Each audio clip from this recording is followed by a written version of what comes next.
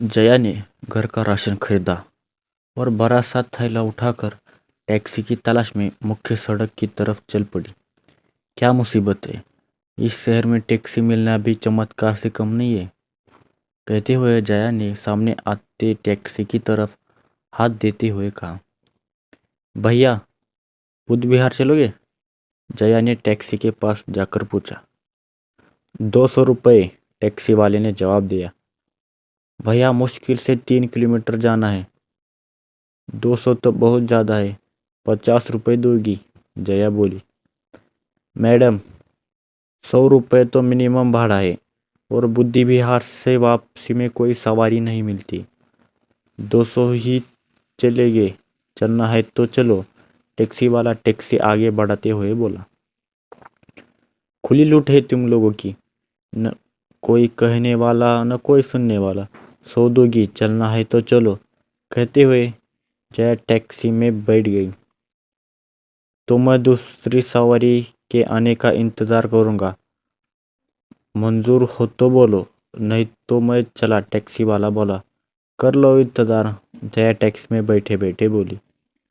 थोड़ी देर बाद 2 अधेड़ पुरुष टैक्सी के पास आकर बोले, कृष्णानगर चलोगे? बैठो, ये तो बुद्धि विहार के रास्ते में है, टैक्सी वाला बोला और उनके बैठते ही टैक्सी आगे बढ़ा दिया। कुछ देर बाद कृष्णानगर के मोड़ पर वो दोनों अधेड़ उतर गए और टैक्सी आगे बढ़ गई।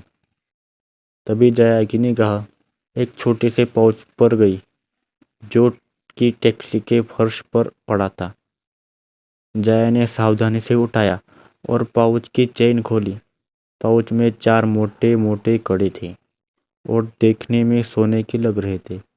जया के मन में लालच जागा और उसने एक बार टैक्सी वाले को देखकर वो पाउच अपने बैग में रख लिया।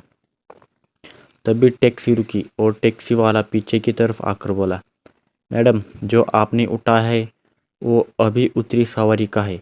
लाइए, मैं उन्हें वापस कर दूंगा, नहीं तो पुलिस के हवाले कर दूंगा। टैक्सी वाले की बात सुनकर जया घबरा गई और बोली, बकवास मत करो, ये ज्वेलरी तो मैं अभी खरीद कर लाई हूँ। तो बिल दिखाओ मैडम, लालच मत करो, बेकार में पुलिस का चक्कर पड़ जाएगा। मैंने तुम्हें वो पाउच फर्श से उठाकर आपके थैले में डालकर देखा है, टैक्सी वाला बोला। तुम ठग हो, मैं तुम्हारी रिपोर्ट पुलिस में कर दूंगी, जया झूठी हिम्मत दिखते हुए बोली। यही तो मैं कह रहा हूँ, चलो पुलिस के पास चलते। पाउच के गहनों की रस्सी तुम्हारे पास हुई तो गहने तुम्हारे, नहीं तो पुलिस गहनों को उनके असली मालिक तक पहुंचा देगी।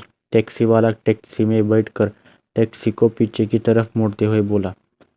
पुलिस के नाम से जया थोड़ा घबरा गई थी, लेकिन गहनों का लालच न छोड़ते हुए बोली, ये मुझे मिले हैं इसलिए मैं मेरे हुए, और तुम चाहो तो आधे तुम रख लो। मैडम, ये सब मुझे नहीं आता, हम थाने ही चलते, टैक्सी लगातार थाने की तरफ बढ़ाते हुए बोला। अजीब पागल हो, आधे गहने भी नहीं चाहिए? ये मुश्किल के 10,000 के गहने होंगे। 5,000 लो और अपना रास्ता नापो। जया जानती थी कि वो कड़े कम से कम 2 लाख के होंगे, इसलिए वो ड्राइवर को लालच दिखाते हुए बोली, क्या बात कर रहे हो आप? मुझे तो किसी भी तरह से उस पाउच में 50,000 का माल लग रहा है, टैक्सी वाला बोला।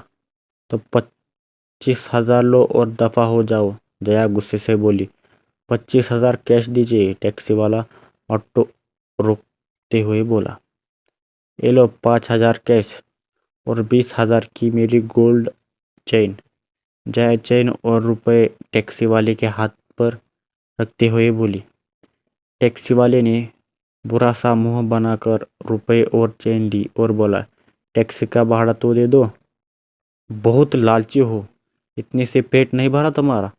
मुझे तुम्हारे ऑटो से जाना ही नहीं, अब दफा हो जाओ, जया टैक्सी से बाहर उतरते हुए बोली।